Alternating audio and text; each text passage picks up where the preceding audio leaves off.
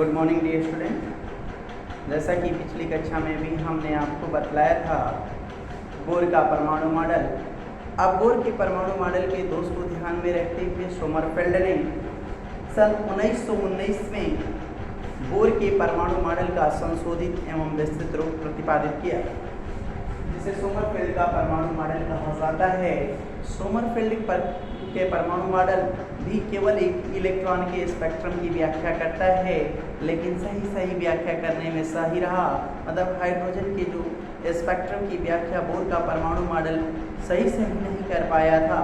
मतलब उच्च विभेदन क्षमता वाले स्पेक्ट्रोस्कोप से जांच किया गया तो उसमें कुछ कमियां पाई गईं।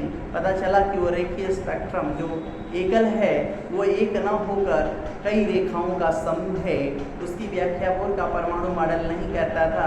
तो सोमरफेल्ड ने बतलाया कि केवल इलेक्ट्रॉन केवल कोई निर्धारित नहीं है कि केवल वृत्ताकार पथ पर ही चक्कर लगाता है, इलेक्ट्रॉन दीर्घवृत्ताकार पथ पर भी चक्कर लगाता है। इसको बतलाने के लिए उन्होंने बताया कि मुख्य ऊर्जा स्तर के साथ साथ उप ऊर्जा स्तर भी होती है, अर्थात कोश के अंदर उपकोश की संभावना होती है। तो कोश के अंदर उपकोश की अवधारणा को लगभग प्रतिपादित किया। तो सोमरफेल्ड ने बतलाया तो कोश के अंदर उपकोश की बात आ गई। कहने का तात्पर्य है कि इलेक्ट्रॉन कोई निर्धारित नहीं कि कब ये वृत्ताकार पथ पर चक्कर लगाएगा, कब दीर्घवृत्ताकार पथ पर चक्कर लगाएगा। तो इसको बतलाने के लिए उन्होंने बतलाया कि जब इलेक्ट्रॉन वृत्ताकार पथ पर चक्कर लगाता है, वृत्ताकार पथ पर चक्कर लगाता है तो उसके कोणीय संवेग का मान NH/2π होता है। यह बतलाया था मुख्य ऊर्जा स्तर।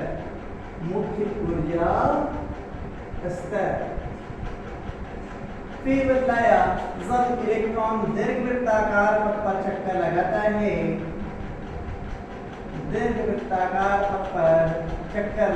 है, तो कोणीय संवेग का मान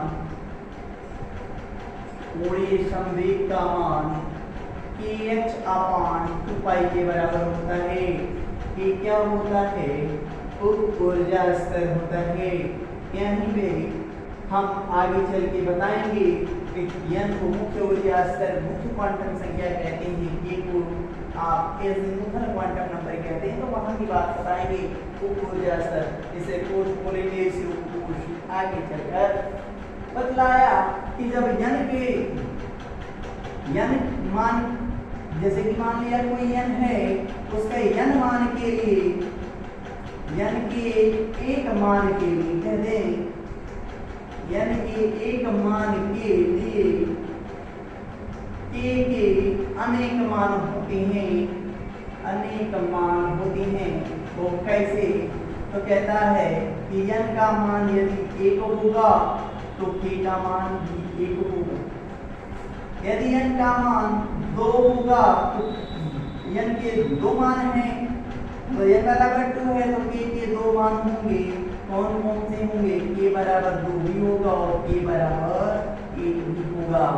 कंडीशन की बात करता है, n का मान जब 3 होगा तो k के कितने मान होंगे? 3 मान होंगे। कितने होंगे? 3 भी होगा, 2 भी होगा और 1 भी होगा। n बराबर 4 के लिए k के कितने मान? तो 4 मान होंगे। k बराबर 4, 3, 2 और 1। आप समझ पाए होंगे। नहीं समझ पाए तो आगे समझने का प्रयास करिए। इलेक्ट्रॉन कब वृत्ताकार पथ पर चक्कर लगाएगा और कब दीर्घवृत्ताकार पथ पर चक्कर लगाएगा, तो ये भी आपका n और k के मान पर निर्भर करेगा। जब n का मान जितना हो उतना ही k का मान हो, मतलब n और k का रेशियो अनुपात 1 हो, दोनों का पीठ के कितना आए? अनुपात 1 आए, तो इलेक्ट्रॉन वृत्ताकार पथ पर चक्कर लगाएगा।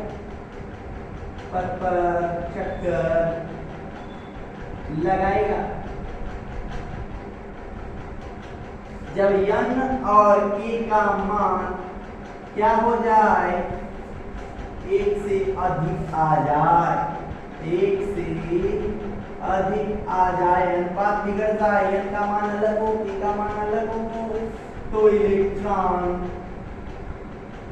दीर्घवृत्ताकार पथ पर चक्कर लगाएगा, दीर्घवृत्ताकार पथ पर चक्कर लगाएगा।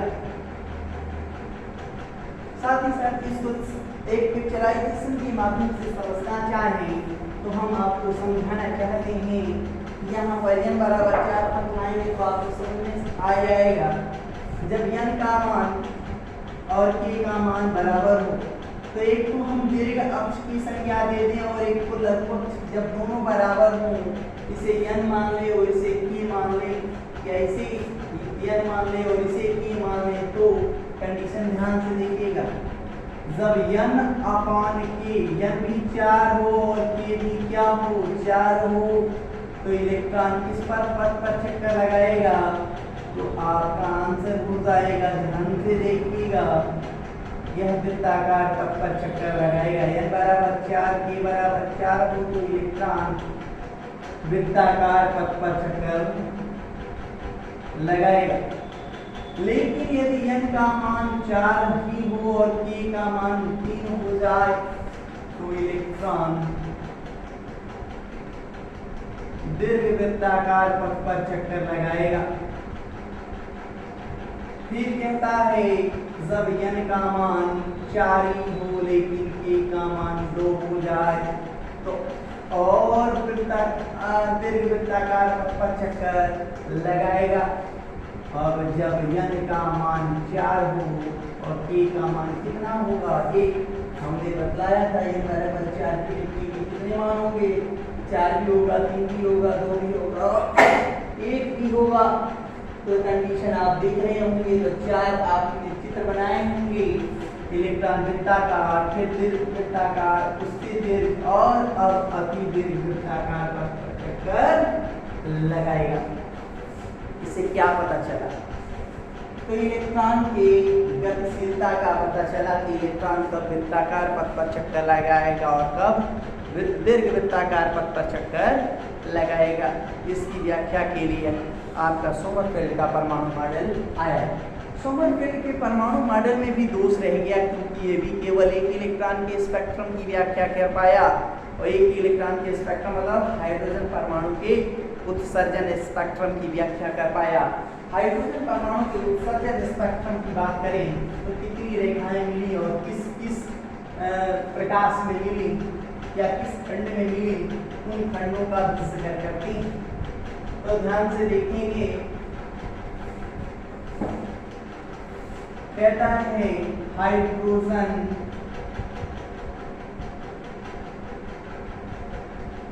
का उत्सर्जन स्पेक्ट्रम, हाइड्रोजन का उत्सर्जन स्पेक्ट्रम। हाइड्रोजन के उत्सर्जन स्पेक्ट्रम को जानने के लिए अब जान लें उत्सर्जन कब होगा, जब उच्च वृत्ताकार पथ से मतलब उच्च ऊर्जा स्तर वाले कक्ष से निम्न ऊर्जा स्तर वाले कक्ष में इलेक्ट्रॉन जब कूदेगा तो ऊर्जा का क्या करेगा, उत्सर्जन करेगा, और उत्सर्जन के दौरान कई रेखाएं प्राप्त होंगी। उन रेखाओं के अध्ययन की बात करेंगे और साथ ही साथ आप हाइड्रोजन परमाणु तथा उनके विभिन्न ऊर्जा स्तरों की ऊर्जा की भी गणना करेंगे और उसी पर हम चित्र की बात करेंगे। जब कहता है कि हाइड्रोजन परमाणु नील्स बोर ने 1914 में एक्सपेरिमेंट से सिद्ध किया, नील्स बोर ने 1914 में अपने प्रयोग से हाइड्रोजन परमाणु के उत्सर्जन स्पेक्ट्रम प्रयोग के आधार पर ऊर्जा स्तर की गणना के लिए एक सूत्र बतलाया, जिसे Pn बराबर -13.6 अपान n² into Z² electron volt बतलाया। ये n² क्या है, Z² क्या है, ये जान लें। तो n क्या था, n था आपका मुख्य ऊर्जा स्तर, मुख्य ऊर्जा स्तर जिसे आप कोश कहते हैं। क्या कहते थे? कोश, KLMNO कोई कोश बतलाया। और En आपका है, जिस भी आपको प्रथम ऊर्जा स्तर में देखना है तो E1 के लिए हो जाएगा, दूसरे में देखना है तो E2 हो जाएगा, तीसरे में देखना है तो, और EV का मतलब होता है electron volt, electron volt unit है ये। और Z क्या है? आपका Z हाइड्रोजन परमाणु है, जिसका आप इसमें प्रोटॉनों की संख्या कितनी पाएंगे? 1। तो ये केवल हाइड्रोजन परमाणु के लिए, हाइड्रोजन परमाणु के लिए, मतलब कहा जाए हाइड्रोजन परमाणु के लिए एक है। जेड क्या है? तत्व का परमाणु, तत्व का परमाणु क्रमांक,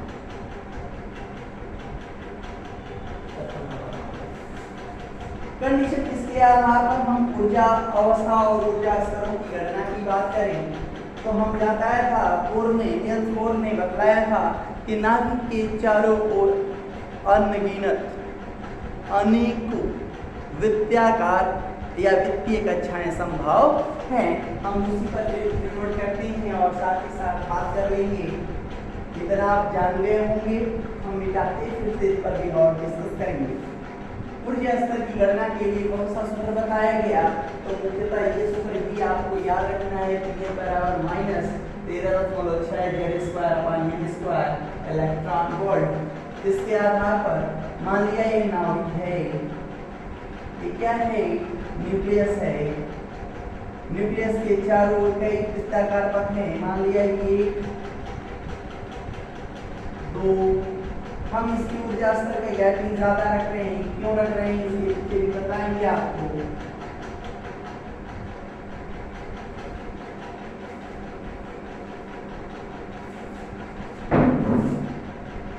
n बराबर 1, n बराबर 2, n बराबर 3, n बराबर 4, n बराबर 5, n बराबर 6 और n बराबर 7।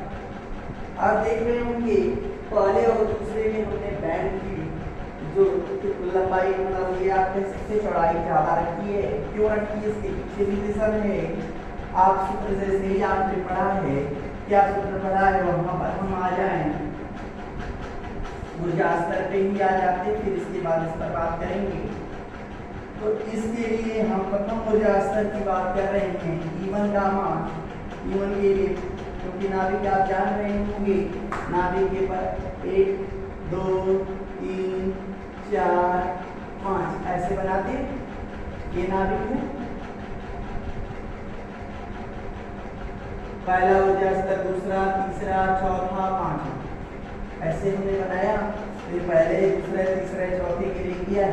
ऊर्जा स्तर की बात कर रहे हैं, -13.6 हाइड्रोजन परमाणु के लिए चल रहे हैं। हाइड्रोजन परमाणु का जेड का वैल्यू क्या होता है? क्योंकि हम हाइड्रोजन के उत्सर्जन स्पेक्ट्रम की बात कर रहे हैं। जेड की वैल्यू 1 हो जाएगी इंटू 1 का स्क्वायर, n की वैल्यू कितनी है? 1, तो 1 का स्क्वायर क्या हो जाएगा? -13.6 इलेक्ट्रॉन वोल्ट।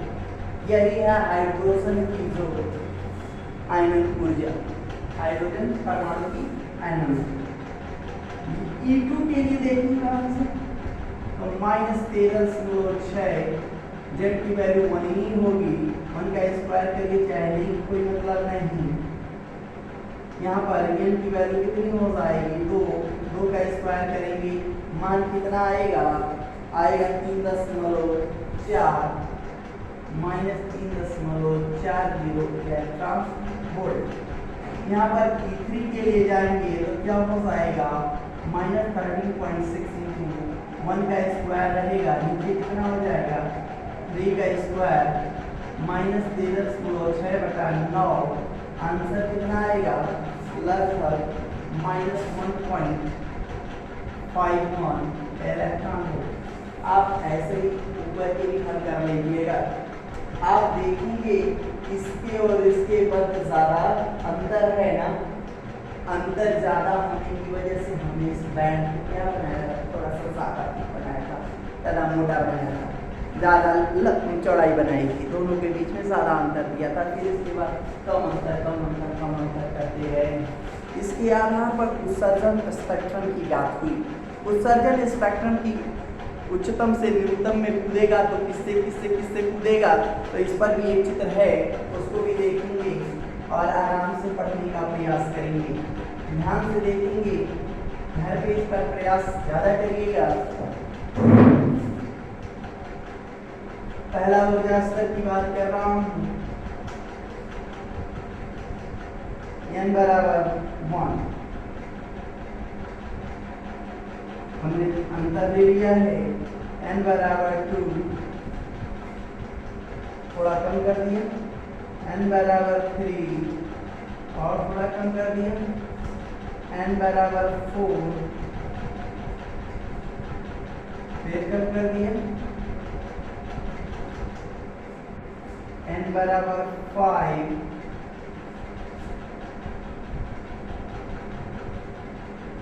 और कम कर दिए, n बराबर 6, n बराबर 7,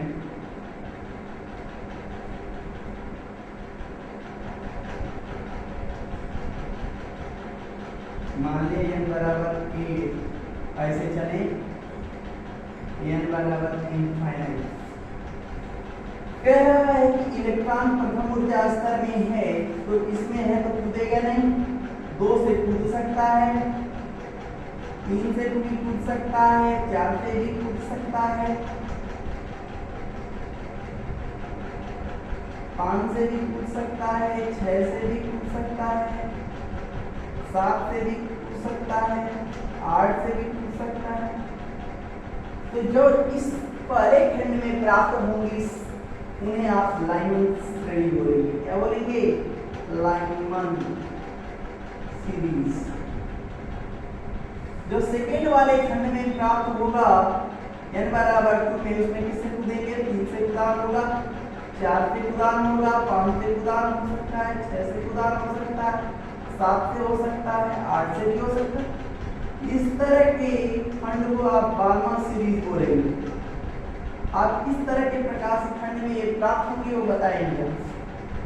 फिर यदि आप तीसरे वाले खंड में आ गए, चौथे से कूदेगा, 5वें से कूदेगा, 6ठे से, 7वें से और 8वें से कूदेगा, 52 के बाद पाश्चन सीरीज।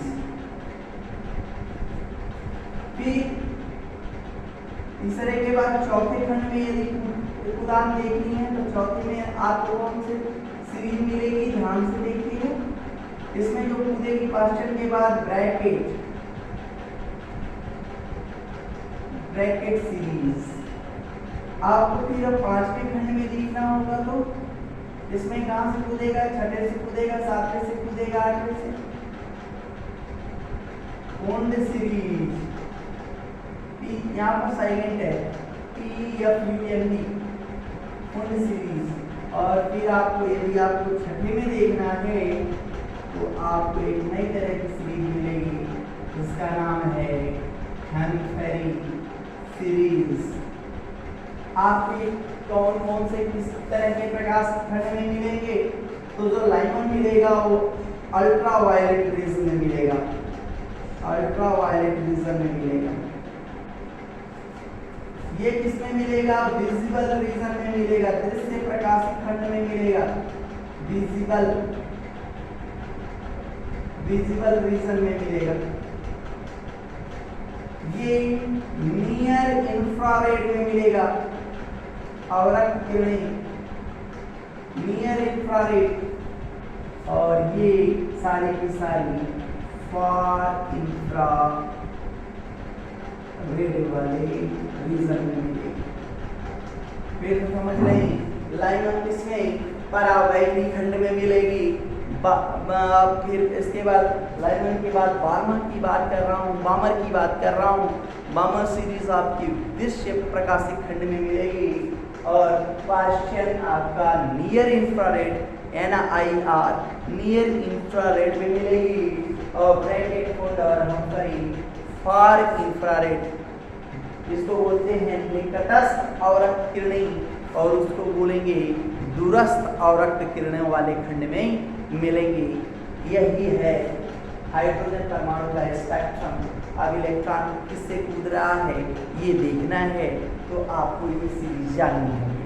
तो लाइमन, बामर, पास्टन, ब्रैकेट, फुंड और हम्फ्री आपकी ये श्रेणियाँ हैं। 6 श्रेणियाँ हमने बतलाई, किस तरह के खंडों में मिलेंगी ये भी बतलाया। ऊर्जा का जो खंड आया वो ज़्यादा गैपिंग, कम गैपिंग क्यों दिया आपको बतलाया, ये निल्स बोर ने बतलाया। और इसी सूत्र के आधार पर लाइमन, बामर, पास्टन, ब्रैकेट और फुंड और हम्फ्री में भी आप देख पाएंगे, और इसको भी आप एक बार अध्ययन स्वतः करेंगे। यदि आपको कोई समस्याएं आएंगी तो आप इस पर भी हमसे आप पूछ सकते हैं, और पूछने के बाद हम उसको प्रयास करेंगे कि इससे जो IIT और MLNR के क्वेश्चंस आया करते थे वो भी आपको बताने का प्रयास करेंगे। मुख्यतः इसमें रेडबर्ग नियतांक है कि आपको फिजिक्स में सब अच्छे से पढ़ाते हैं, लाइमन, बामर, पास्टन, ब्रैकेट, फुंड और हम्फ्री, तो फिजिक्स वाले सर से भी पढ़ेंगे इसके बारे में, तो हाँ उचित होगा। यहाँ पे बहुत ज़्यादा ज़रूरत नहीं। ये केवल हाइड्रोजन स्पेक्ट्रम की ऊर्जा स्तर की बात कर दी, वो जो खंड मिले किस किस खंड के मिले, कितनी रेखाएं प्राप्त हुई वो दिखलाने का प्रयास किया गया और कुछ नहीं। इसी के साथ साथ पुराना जो परमाणु मॉडल्स होते हैं, जिसमें आपको प्रथम परमाणु मॉडल, थॉमसन का परमाणु मॉडल, रदरफोर्ड का नाभिकीय मॉडल, फिर बोर का परमाणु मॉडल और सोमरफेल्ड का परमाणु मॉडल से जितनी जानकारियाँ आपको देनी थी हमने दी। अब नेक्स्ट जो टॉपिक आता है वो टॉपिक है आधुनिक परमाणु मॉडल पर। तो आधुनिक परमाणु मॉडल पढ़ने से पहले हम जब नेक्स्ट टॉपिक स्टार्ट करेंगे वो है आपका टॉपिक नया, वो है परमाणु संरचना आधुनिक, मॉडर्न एटॉमिक स्ट्रक्चर। जो आधुनिकतम रूप में परमाणु की जो संरचनाएं बताई गई हैं उस पर अध्ययन करेंगे। उस पर हम आप इलेक्ट्रॉन की बात करेंगे तो इलेक्ट्रॉन को हम तरंग की भी संज्ञा देंगे और कण की भी संज्ञा देंगे, मतलब दोनों तरह के व्यवहार का अध्ययन करेंगे। डी ब्रॉगली समीकरण और उसका अनुप्रयोग, साथ साथ हाइजेनबर्ग अनिश्चितता सिद्धांत पढ़ते हुए आधुनिक परमाणु मॉडल पढ़ेंगे। आधुनिक परमाणु मॉडल के अंदर आप कोश के अंदर उपकोश, उपकोश के अंदर कक्षक और कक्षक के अंदर इलेक्ट्रॉन की बात करेंगे और इलेक्ट्रॉन के मूवमेंट की बात करेंगे। ये आपका क्लॉकवाइज करेगा तो प्लस ऑफ, एंटी क्लॉकवाइज करेगा तो माइनस ऑफ, ओरिएंटेशन की भी बात करेंगे। तो ऑर्बिटल के ओरिएंटेशन भी पढ़ना है और इलेक्ट्रॉन की स्पिनिंग भी पढ़नी है आगे। तो हम अब जो नेक्स्ट टॉपिक स्टार्ट करेंगे वो मॉडर्न या करेंट एटॉमिक मॉडल की बात करेंगे, करेंट एटॉमिक स्ट्रक्चर की बात करेंगे। ठीक है, इतना आप पिछली कक्षा है जो पुरानी है, जो आपने पूर्वत कक्षाओं में पढ़ चुके हैं, उस पर आप डिस्कस करेंगे। साथ ही साथ इतना का खुद से नोट्स बनाने का प्रयास करेंगे। यदि कोई दिक्कत आ रही, किसी भी तरह की दिक्कत आ रही, आप हमसे बात करेंगे, हम आपको सहूलियत प्रदान करने का प्रयास करेंगे। Thank you.